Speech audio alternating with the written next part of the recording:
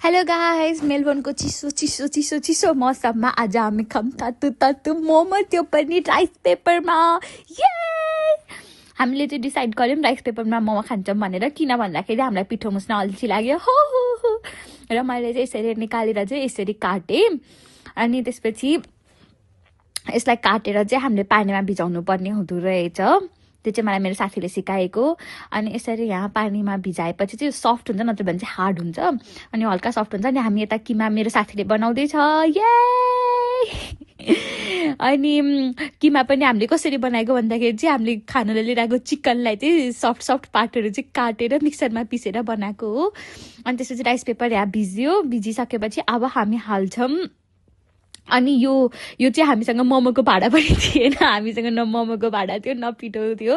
हामीले कराईमा foil paper हालेर गऱ्यौँ। त्यसपछि यसरी राइस पेपर लिग्यौँ, यसमा मजाले किमा हाल्यौँ, यति धेरै किमा हाल्यौँ। अनि त्यसपछि गएर चाहिँ यसरी बनायौँ। यसलाई यसरी रोल गऱ्यौँ। अनि त्यसपछि यसरी फोल्ड गऱ्यौँ र हामी यसरी चाहिँ हाल्दैछौँ फोइल पेपरमा। कस्तो दामी देखेको छ, मेमी देखेको छ। अनि यसरी चाहिँ हामीले हालेर अनि ग्यास अन गरेर अनि हामीले बनायौँ। लुक्स सो डिलिसियस के। अनि यो चाहिँ हामीले पछि फेरि पिठोको पनि बनायौँ। पिठोको पनि डिलिसियस देखेको छ। Okay by.